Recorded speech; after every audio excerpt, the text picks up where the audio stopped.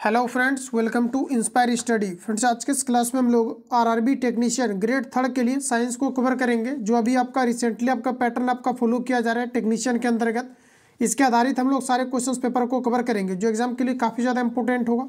तो आप सभी प्रश्नों को ध्यानपूर्वक लगाइए। इसका कंप्लीटली वीडियो के डिस्क्रिप्शन बॉक्स में टेलीग्राम का लिंक डाला गया है। इसका आंसर टिक करके आपको PDF मिल जाता है, जिसको आप प्रॉपर तरीका से रिवीजन करेंगे। तो आइए फ्रेंड्स, क्लास को कंटिन्यू करते हैं और चीज़ों को समझते हैं। आज के इस क्लास में जितने भी क्वेश्चन आपका है, ये एग्जाम के लिए काफ़ी ज़्यादा इंपॉर्टेंट है, क्योंकि ये सभी आपका लेटेस्ट पैटर्न पर आधारित क्वेश्चन दिया गया है, जो रिसेंटली भी आपका पेपर कंडक्ट हो रहा है, जिसमें कि मैक्सिमम क्वेश्चन आपके NCERT प्लस आप देखेंगे तो हुबहू क्वेश्चन कुछ आपका प्रीवियस ईयर का भी आपका पूछा जा रहा है लगातार आपका टेक्नीशियन ग्रेड 3 के अंतर्गत। तो इसके आधारित हम लोग सारे क्वेश्चन पेपर को कवर करेंगे।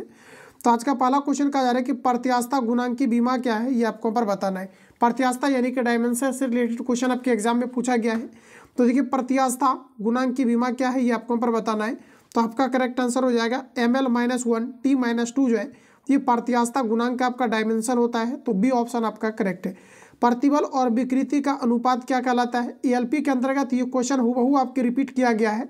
प्रतिबल और विकृति का अनुपात क्या है? साथ ही साथ ये एग्जाम में 2018 के शिफ्ट में भी ये क्वेश्चन आपका कंबाइंड ALP टेक्नीशियन में आपका पूछा हुआ है। अगर आप प्रीवियस क्वेश्चन पेपर को आप देखेंगे तो आप वहाँ पर इस क्वेश्चन को आप निश्चित रूप से आप देखेंगे कि ये जो क्वेश्चन है आपका पूछा गया है कि प्रतिबल और विकृति का अनुपात क्या कहलाता है। तो देखिए, ऑप्शन आपका यहाँ पर सी करेक्ट हो जाएगा। इसे प्रत्यास्थता गुणांक कहा जाता है। तो सी ऑप्शन आपका करेक्ट है। अगला प्रश्न कहा जा रहा है कि प्रत्यास्थता गुणांक का मात्रक क्या है? यूनिट से रिलेटेड लगातार क्वेश्चन आपके एग्जाम में आ रहे हैं। देखिए, कहा जा रहा है कि प्रत्यास्थता गुणांक का मात्रक क्या है? तो आपका करेक्ट आंसर हो जाएगा न्यूटन मीटर स्क्वायर। ध्यान में रखेंगे, प्रत्यास्थता गुणांक का मात्रक क्या है? तो ये आपका न्यूटन मीटर स्क्वायर है। जबकि अगर बात करें हम लोग पास्कल, यानी जो पास्कल होता है, जो आपके दबाव का मात्रक होता है, इसी फ्रेंड्स आपका लिखा जाता है न्यूटन पर मीटर स्क्वायर। तो अगर आपको पूछा जाता है कि दाब का मात्रक क्या होता है, तो या तो पास्कल देगा या तो फिर आपका न्यूटन पर मीटर स्क्वायर देगा। वही बात करेंगे प्रत्यास्थता गुणांक का मात्रक क्या होता है, तो ये आपका न्यूटन मीटर स्क्वायर होता है। तो सी ऑप्शन आपका यहाँ पर करेक्ट है। चलिए, अगला प्रश्न कहा जा रहा है किसी ठोस को दबाने पर उसके परमाणुओं की स्थितिज ऊर्जा क्या होगी? किसी ठोस को दबाने पर उसके परमाणुओं की स्थितिज ऊर्जा क्या होगी? तो हम लोग निश्चित रूप से कह सकते हैं कि इसकी जो स्थितिज ऊर्जा है ये आपका बढ़ेगा, यानी कि पहला ऑप्शन आपका करेक्ट है। अगला प्रश्न है कि हुक का नियम तब लागू होता है जब प्रत्यास्थता विकृति सामान्यता। हुक का नियम तब लागू होता है जब प्रत्यास्थता विकृति सामान्यता छोटी होती है। तो इस प्रकार से हमारा सही आंसर बी हो जाएगा। ताप बढ़ने पर प्रत्यास्थता का मान क्या होता है? जो इलेक्ट्रिसिटी जो आपके होते हैं, इलास्टिसिटी, इसके बारे में आपको बताना है कि जब टेम्परेचर को बढ़ा दिया जाए तो इसके प्रत्यास्थता मतलब इलास्टिक जो आपके इलास्टिसिटी है, इस पर आपका क्या प्रभाव पड़ेगा? तो देखिए, ऑप्शन नंबर आपका बी करेक्ट हो जाएगा। ये आपके घटने लगता है। जैसे कि अगर सबसे अधिक अगर प्रत्यास्थता की आप बात करेंगे, इलेक्ट्रिसिटी की अगर बात करेंगे आप सभी लोग, तो ये आपका होता है स्टील का। कई बार यहाँ से क्वेश्चन आपका पूछा भी गया है, क्योंकि देखिए रबड़ के अपेक्षाकृत स्टील का जो घनत्व होता है ये आपका मैक्सिमम होता है। अगला क्वेश्चन कहा जा रहा है कि पाइसन का अनुपात क्या है? चलिए, इसका आंसर लगाइए। कहा जा रहा है कि पाइसन का अनुपात क्या है, ये आपको नंबर बताना है।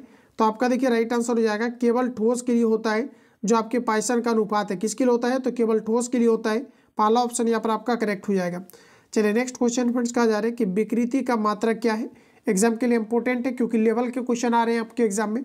तो आपका देखिए राइट आंसर हो जाएगा कि जो विकृति होता है ये यूनिट लेस क्वांटिटी होता है। इसका किसी प्रकार का यूनिट नहीं होता है, क्योंकि जो फ्रेंड्स आपका विकृति होता है ये रेशियो के फॉर्मेट में होता है। इस कारण से इसका यूनिट कट जाता है। विकृति की बीमा क्या है?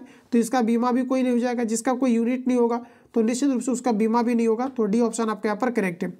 चलिए, अगला प्रश्न कहा जा रहा है कि निम्नलिखित में 4 तार एक ही पदार्थ के बने हैं, जब इन पर समान तनाव आरोपित किया जाता है तो किसमें अधिक प्रसारण होगा? ये आपको पर बताना है।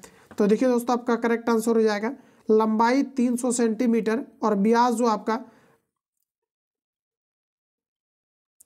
तो देखिए आपका राइट आंसर हो जाएगा लंबाई जो है आपका 300 सेंटीमीटर और जो व्यास है ये आपका 3 mm, यानी कि जिसका मतलब बोल सकते हैं कि जो एरिया है ज़्यादा रहेगा, इसमें ज़्यादा टेम्परेचर ये एब्जॉर्ब करेगा और ये ज़्यादा एक्सपेंस करेगा। तो इस प्रकार से हमारा करेक्ट आंसर आपका डी हो जाएगा। चलिए, अगला क्वेश्चन का जा रहा है कि 2 तार ए और बी समान द्रव्य के बने हैं, किंतु तार ए की लंबाई तार बी की लंबाई का अनुपात 1:2 है और व्यास का अनुपात 2:1 है। जब दोनों तार समान भार से तने हुए हैं तो बताना है कि ए तथा बी की दैर्घ्य की जो वृद्धि अनुपात है ये आपकी क्या होगी? तो आपका देखिए राइट आंसर हो जाएगा ये 1:2 आपका 8 होगा, यानी कि ऑप्शन नंबर आपका सी करेक्ट है। अब देखिए इसको यहाँ पर क्या है कि प्रूव नहीं कर रहे हैं, रीजन ये है ये थियोरटिकल चीज़ है, अगर प्रूव करेंगे तो फिर आपका थोड़ा लंबा जाएगा, इस कारण से इसको प्रूव नहीं कर रहे हैं। तो यहाँ पर आपको मन करके चलना है, सी ऑप्शन आपका यहाँ पर करेक्ट हो जाएगा। चलिए अगला क्वेश्चन है। अगला प्रश्न दोस्तों नेक्स्ट हमारा कहा जा रहा है कि आयन प्रत्यास्थता गुणांक का मात्रक क्या है। पूछा जा रहा है कि आयतन प्रत्यास्थता गुणांक का मात्रक इनमें से आपका कौन सा हो जाएगा। तो आपका देखिए राइट आंसर हो जाएगा न्यूटन पर आपका मीटर स्क्वायर है, जिसे हम लोग आयतन प्रत्यास्थता गुणांक कहते हैं। अगला प्रश्न है कि यंग प्रत्यास्थता गुणांक की बीमा क्या है। यंग प्रत्यास्थता गुणांक की बीमा आपका राइट आंसर हो जाएगा ml-1 t-2 यंग प्रत्यास्थता गुणांक की डायमेंशन होता है। तो बी ऑप्शन आपका निश्चित रूप से करेक्ट हो जाएगा। अगला प्रश्न है कि दाब के संचरण का सिद्धांत आधारित है। तो आपका देखिए राइट आंसर हो जाएगा पास्कल के नियम पर आधारित है। पास्कल का नियम कहता है कि बंद द्रव पर किसी भी भाग पर डाला गया दाब समान रूप से संचरित होता है, जिसे पास्कल का नियम कहा जाता है। दाब का मात्रक पास्कल होता है, जिसे न्यूटन पर मीटर स्क्वायर के फॉर्म में भी लिखा जाता है। हाइड्रोलिक जो ब्रेक होता है, जो आपके 2018 के शिफ्ट में ऑलरेडी क्वेश्चन आपका पूछा गया है, हाइड्रोलिक ब्रेक किस सिद्धांत पर कार्य करता है, तो पास्कल के नियम पर आधारित है। तो सी ऑप्शन आपका यहाँ पर राइट हो जाएगा। अगला प्रश्न है कि एक बर्फ के टुकड़े के भीतर एक पत्थर का टुकड़ा है, यह पानी से भरे बर्तन में तैरता है, जब बर्फ पिघल जाता है तो पानी का तल क्या होगा। ये काफ़ी इंपॉर्टेंट क्वेश्चन है जो बराबर रिपीट किया जाता है। तो ऑप्शन नंबर आपका बी करेक्ट हो जाएगा। प्रश्न कहा जा रहा है कि जब एक बर्फ के टुकड़े के भीतर एक पत्थर का टुकड़ा है, तो पूछा जा रहा है कि यह पानी से भरे बर्तन में तैर रहा है, जब बर्फ पिघल जाएगा तो पानी का तली पर क्या प्रभाव पड़ेगा, ये आपको पर बताना है। तो बी ऑप्शन आपका करेक्ट हो जाएगा, इसलिए आपका गिरेगा। देखिए यहाँ पर अगर क्वेश्चन दोस्तों अगर ये जो है आप इस बेसिस पर अगर लगा रहे हैं, तो देखिए यहाँ पर आपका क्या है कि पानी जो है आपका ये नीचे आपका गिरेगा, बिल्कुल आपका करेक्ट हो जाएगा। पानी क्या हो जाएगा आपका नीचे गिरेगा, क्योंकि जो बर्फ़ का आपका जो घनत्व होता है ये जो है कम होता है, बर्फ़ का घनत्व जो होता है ये कम होता है। तो ये क्या करता है कि अपने जो है आयतन के अकॉर्डिंग पानी को जो है विस्थापित करता है, तो पानी ऊपर उठ जाएगा, और जब ये पिघल जाएगा तो इसका आयतन क्या होगा, घट जाएगा। तो ये निश्चित रूप से आपका जो है पानी का जो स्तर है ये आपका नीचे गिर जाएगा। तो ऑप्शन नंबर आपका बी करेक्ट हो जाएगा। अगला प्रश्न कहा जा रहा है कि पृष्ठ के तनाव की बीमा क्या होती है, ये आपको पर बताने हैं। आंसर करिए आप लोग, राइट आंसर क्या हो जाएगा, तो बी आपका करेक्ट हो जाएगा। ये आपका हो जाएगा ml0 t-2 होता है, जो पृष्ठ तनाव की बीमा होता है, डायमेंशन होता है। तो बी आपका करेक्ट हो जाएगा। द्रव में पूर्णतः या अंशतः डूबी वस्तु के भार में आवासी की कमी आ जाती है, जिसे हम लोग कहते हैं आर्किमिडीज का सिद्धांत। इसके अकॉर्डिंग हमारा जो सही आंसर हो जाएगा ऑप्शन नंबर आपका सी करेक्ट हो जाएगा कि वस्तु के डूबे हुए भाग द्वारा हटाए गए द्रव के भार के इक्वल होता है। तो ऑप्शन नंबर आपका यहाँ पर सी करेक्ट हो जाएगा। चलिए अगला प्रश्न हमारा कहा जा रहा है कि किसी पदार्थ का अपेक्षिक घनत्व बराबर है। किसी पदार्थ का अपेक्षिक घनत्व बराबर है पदार्थ का घनत्व अपॉन आपका परमाणुक द्रव्यमान का घनत्व। ऑप्शन नंबर ए करेक्ट हो जाएगा। डायरेक्टली फॉर्मूला पूछा गया है, पहला ऑप्शन आपका करेक्ट हो जाएगा। अगला प्रश्न है कि दाब का एसआई मात्रक क्या है। तो देखिए इस क्वेश्चन को भी मैंने कई बार इसको रिपीट भी करा दिया है। ऑप्शन आपका बी करेक्ट हो जाएगा, न्यूटन पर मीटर स्क्वायर आपका करेक्ट आंसर हो जाएगा। चलिए नेक्स्ट क्वेश्चन का जा रहा है कि दाब और बल क्षेत्रफल का संबंध में आपको बताना है कि कौन सा आपका जो इक्वेशन करेक्ट दिया गया है। पूछा रहा है कि दाब बल और क्षेत्रफल में क्या संबंध है। दाब बल और क्षेत्रफल में क्या संबंध है, तो आपका बी करेक्ट हो जाएगा। ये देखिए दाब इक्वल टू बल अपॉन आपका क्षेत्रफल होता है, तो बी आपका करेक्ट हो जाएगा। बंद द्रव के किसी भाग पर डाला गया दाब सभी दिशाओं में समान रूप से संचारित होता है, यह नियम कहलाता है। तो आपका देखिए सही आंसर हो जाएगा गैलीलियो का नियम कहलाता है, सी ऑप्शन आपका करेक्ट है। अगला क्वेश्चन है किसी द्रव में किसी वस्तु को अंशतः डूबकर प्लवन करने के लिए वस्तु का घनत्व द्रव के घनत्व से होना चाहिए। तो देखिए तैरने के लिए, प्लवन करने के लिए जो वस्तु का घनत्व है, यह द्रव के अपेक्षाकृत घनत्व जो है ये कम होने चाहिए। तो इस अकॉर्डिंग हमारा करेक्ट आंसर हो जाए पहला वाला आपका यहाँ पर बिल्कुल करेक्ट हो जाएगा। अगला प्रश्न है कि किस ताप पर पानी का घनत्व महत्तम होता है। ऑप्शन आपका डी करेक्ट हो जाएगा, जो रिसेंटली आपके जो है पूछ लिया गया है क्वेश्चन आपका 20 दिसंबर फर्स्ट डे आपका ग्रेड 3 के लिए आपका पूछ लिया गया है। तो डी ऑप्शन आपका करेक्ट है। अगला क्वेश्चन है कि घनत्व का एसआई मात्रक क्या है। घनत्व की एसआई मात्रक की अगर बात करेंगे तो ऑप्शन नंबर आपका सी करेक्ट हो जाएगा। केजी पर आपका मीटर क्यू जो है आपका घनत्व होता है। अगला प्रश्न है कि पानी का घनत्व 10⁻³ केजी पर मीटर क्यू है। किसी पदार्थ का अपेक्षिक घनत्व 2.5 है, तो एसआई में उस पदार्थ का घनत्व क्या होगा, ये आपको पर बताना है। आंसर लगाइए, इसका करेक्ट आंसर आपका क्या हो जाएगा। तो फ्रेंड्स आपका राइट आंसर यहाँ पर हो जाएगा ऑप्शन नंबर आपका बी करेक्ट हो जाएगा। ध्यान में रखेंगे, सीधा मल्टीप्लाई करना है। अगला प्रश्न है कि पृष्ठ तनाव का मात्रक क्या है। देखिए ये क्वेश्चन एग्जाम के लिए काफ़ी ज़्यादा इंपॉर्टेंट है। पृष्ठ तनाव का मात्रक क्या है, तो देखिए आपका राइट आंसर हो जाएगा ये न्यूटन पर आपका, ये आपका जो है न्यूटन पर आपका मीटर होता है। तो ध्यान में रखेंगे, आपका करेक्ट आंसर आपका पहला हो जाएगा। अगला प्रश्न कहा जा रहा है कि ताप वृद्धि से द्रव का पृष्ठ तनाव क्या होगा, ये आपको यहाँ पर बताना है। ताप वृद्धि से द्रव का पृष्ठ तनाव क्या होगा, तो देखिए यहाँ पर हमारा एग्जैक्ट आंसर हो जाएगा बढ़ता है, सॉरी घटता है। ऑप्शन नंबर आपका बी करेक्ट हो जाएगा। पूछा रहे कि ताप में अगर वृद्धि किया जाए तो पृष्ठ तनाव क्या होगा, ऑप्शन नंबर आपका बी करेक्ट हो जाएगा, ये आपका घटता है। अगला क्वेश्चन है कि कीड़े मकोड़े जल के पृष्ठ पर बिना डूबे हुए चल तथा दौड़ सकता है क्योंकि, इसका प्रमुख आपको रीजन दे रहे हैं। तो देखिए आपका राइट आंसर हो जाएगा पृष्ठ तनाव के गुण के कारण जल के पृष्ठ पर प्रत्यास्थ झिल्ली बन जाती है। ऑप्शन नंबर आपका ए करेक्ट हो जाएगा। अगला प्रश्न कहा जा रहा है कि यदि जल के विभिन्न त्रिज्या आर की केस नलियों को डुबाया जाता है तो जल की ऊंचाई एन नलियों में इस प्रकार होंगी। चलिए आंसर बताइए आप लोग, राइट आंसर क्या है। तो बी आपका दोस्तों करेक्ट हो जाएगा। एन आर इक्वल टू एक आपका नियतांक होता है जो आदर्श गैस के नियम को भी फॉलो करता है। तो बी ऑप्शन आपका यहाँ पर करेक्ट हो जाएगा। अगला प्रश्न हमारा नेक्स्ट का जा रहा है कि श्यानता गुणांक की बीमा क्या है। श्यानता गुणांक की बीमा क्या हो जाएगा, आपका पहला ऑप्शन करेक्ट हो जाएगा ml-1 t माइनस आपका 1 होता है जो आपके श्यानता गुणांक का डायमेंशन है। तो पहला ऑप्शन आपका करेक्ट है। ताप बढ़ने से द्रव के श्यानता गुणांक का मान क्या होगा। ताप को अगर बढ़ा दिया जाए तो द्रव के श्यानता गुणांक का मान क्या होगा, तो आपका देखिए यहाँ पर राइट आंसर हो जाएगा ये आपका घटता है। तो बी ऑप्शन आपका करेक्ट हो जाएगा। क्वेश्चन को एक बार रिपीट करते हैं। कहा जा रहा है कि ताप बढ़ने से द्रव के श्यानता गुणांक का मान क्या होगा, तो बी आपका करेक्ट हो जाएगा। यदि एक छोटी वर्षा बूंद हवा से होकर गिरती है तो देखिए हवा से होकर गिरती है तो आपका देखिए राइट आंसर हो जाएगा इसका वेग कुछ समय के लिए बढ़ता जाएगा तब इसका वेग नियत हो जाएगा। ऑप्शन नंबर आपका यहाँ पर डी करेक्ट हो जाएगा। अगला प्रश्न हमारा कहा जा रहा है कि ताप के बढ़ने से गैस के श्यानता गुणांक का मान क्या होगा। अगर टेम्परेचर को बढ़ा दिया जाए तो गैस के श्यानता गुणांक का मान जो है ये आपका बढ़ता है। पहला ऑप्शन करेक्ट हो जाएगा। बर्नौली का प्रमेय जो क्वेश्चन आपका पूछ लिया गया है, बर्नौली का प्रमेय तरल की गति के लिए तब लागू होता है जब, इससे रिलेटेड एक क्वेश्चन आपका पूछा गया है। तो देखिए आपका राइट आंसर हो जाएगा धारा रेखीय प्रवाह हो तब आपका बर्नौली का जो प्रमेय है थ्योरम है ये आपका लागू होता है। तो देखिए पहला ऑप्शन आपका यहाँ पर राइट हो जाएगा। अगला क्वेश्चन कहा जा रहा है कि हवा में गिरती तेल बूंद, इसके बारे में आप बताइए आप लोगों का राइट आंसर यहाँ पर क्या हो जाएगा।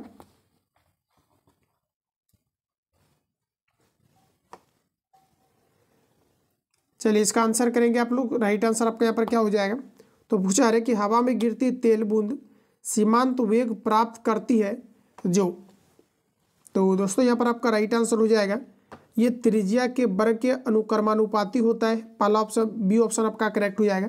हवा में गिरती तेल बूंद सीमांत वेग प्राप्त करती है जो त्रिज्या के वर्ग के अनुक्रमानुपाती होता है। तो बी ऑप्शन आपका बिल्कुल करेक्ट हो जाएगा। नेक्स्ट क्वेश्चन है कि एक बार दाब बराबर कितना होता है। ये भी क्वेश्चन आपके टेक्नीशियन के अंतर्गत इससे रिलेटेड आपका आया हुआ है।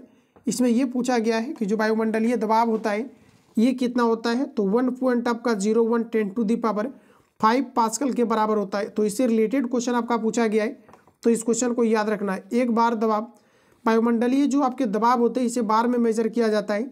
तो पूछा रहे कि एक बार दाब बराबर कितना होता है, यहाँ पर आपको वैल्यू पूछा रहे। तो देखिए बी ऑप्शन आपका करेक्ट हो जाएगा। 1 × 10⁶ डायर पर सेंटीमीटर स्क्वायर होता है। तो बी ऑप्शन यहाँ से आपका सही है। अगला क्वेश्चन कहा जा रहा है कि निम्नलिखित में से किसे हाइड्रोजन बैलून आसानी से उठा पाएगा। हाइड्रोजन जो बलून है ये किसे उठा पाएगा, तो ढीले ढंग से पैक किए हुए पंखों का 1 kg। ऑप्शन नंबर आपका बी करेक्ट हो जाएगा। अगला क्वेश्चन है चलाया हुआ द्रव कुछ समय के बाद विराम में आ जाता है, इसका कारण क्या है। चलाया हुआ द्रव कुछ समय के बाद विराम में आ जाता है, इसका प्रमुख कारण है श्यानता। बी ऑप्शन यहाँ से आपका करेक्ट हो जाएगा। अगला क्वेश्चन है कि बर्नौली का प्रमेय अनुप्रयोग क्या है। देखिए बर्नौली का जो प्रमेय है ये ऊर्जा संरक्षण के नियम पर आधारित है। तो डी ऑप्शन यहाँ से आपका करेक्ट हो जाएगा। लेवल का फिजिक्स है जो अभी आपके दोस्तों पूछे जा रहे हैं खास करके। डी करेक्ट हो जाएगा। एक पॉइंट श्यानता गुणांक एसआई मात्रक का है। एक पॉइंट श्यानता गुणांक एसआई मात्रक का बताइए आप लोग राइट आंसर क्या है? तो 1/10वां भाग होता है। ध्यान में रखिएगा, एक पॉइंट श्यानता गुणांक एसआई मात्रक का 1/10वां भाग होता है। तो सी ऑप्शन यहाँ से आपका करेक्ट हो जाएगा। अगला प्रश्न हमारा नेक्स्ट कहा जा रहा है कि वर्षा की बूंद द्वारा एक नियत वेग प्राप्त कर लेने का कारण क्या है? वर्षा की बूंद द्वारा एक नियत वेग प्राप्त कर लेने का प्रमुख कारण है आपका हवा का श्यानता बल। ऑप्शन नंबर सी करेक्ट हो जाएगा। पृष्ठ तनाव की उत्पत्ति का कारण क्या है? सही आंसर हो जाएगा घर्षण बल। पहला ऑप्शन आपका यहाँ से राइट हो जाएगा। नेक्स्ट क्वेश्चन है, कोई द्रव ठोस की सतह को नहीं भिगोएगा यदि स्पर्श कोण। कोई द्रव ठोस की सतह को नहीं भिगोएगा यदि स्पर्श कोण कितने होने चाहिए? तो फ्रेंड्स यहाँ पर आपका राइट आंसर हो जाएगा ये एक अधिक कोण होना चाहिए। पहला ऑप्शन आपका करेक्ट हो जाएगा। अगला क्वेश्चन है कि कैसा कर जो है कैसा कर्षण पूछा है कि कर्षण कैसा कर्षण से नली में द्रव चढ़ेगा यदि स्पर्श कोण। स्पर्श कोण आपके होने चाहिए न्यून कोण। पहला ऑप्शन आपका यहाँ पर करेक्ट हो जाएगा। अगला प्रश्न कहा जा रहा है कि यदि जल में विभिन्न त्रिज्या की केश नलियों में डुबाया जाता है, यदि जल में विभिन्न त्रिज्या की केश नलियों में डुबाया जाता है तो जल की ऊंचाई नलियों में इस प्रकार होगी। तो यहाँ पर देखिए हमारा करेक्ट आंसर हो जाएगा एच आर आपके कांस्टेंट होंगे। ऑप्शन नंबर आपका बी करेक्ट हो जाएगा। अगला प्रश्न कहा जा रहा है कि जब पारे की अनेक छोटी बूंदें मिलकर एक बूंद बनाती है तब पूछा जा रहा है कि बूंद का टेम्परेचर क्या होगा। तो आपका करेक्ट आंसर हो जाएगा टेम्परेचर इसका बढ़ता है। अगला क्वेश्चन है कि साबुन के बुलबुले के अंदर, यहाँ से क्वेश्चन आपका पूछ लिया गया है ग्लिसरॉल को लेकर के। साबुन की साबुनीकरण प्रक्रिया में किसकी उत्पत्ति होता है? ग्लिसरॉल का, जो रिसेंटली क्वेश्चन आपके पूछ लिया गया है, तो ध्यान में रखेंगे। अगला क्वेश्चन है कि साबुन के बुलबुले के अंदर अतिरिक्त दाब समानुपाती होता है। और एक व्यतिकरण से रिलेटेड भी क्वेश्चन आपके एग्जाम में आए हुए हैं रिसेंटली। आपका कहीं कहीं पर आपको एनालिसिस भी आपको कराए जा रहे हैं, तो एनालिसिस आप जरूर देखिए, उससे एक अंदाज लग जाएगा क्वेश्चन किस तरह से आपके आ रहे हैं। तो ऑप्शन नंबर आपका डी करेक्ट हो जाएगा। ये आपके पृष्ठ तनाव के, तो डी ऑप्शन आपका करेक्ट हो जाएगा। अगला क्वेश्चन है कि जब समान अणु एक दूसरे को आकर्षित करते हैं तो इसे कहते हैं। जब समान अणु एक दूसरे को आकर्षित करते हैं तो इसे कहा जाता है स्वसंजक बल। ऑप्शन नंबर ए करेक्ट हो जाएगा। चलिए अगला क्वेश्चन हमारा नेक्स्ट का जा रहा है कि गैस भरे गुब्बारे का नाखून की तुलना में सुई से फटना आसान होता है, क्यों? क्योंकि जो सुई का क्षेत्र होता है यह अपेक्षाकृत नाखून से कम होता है।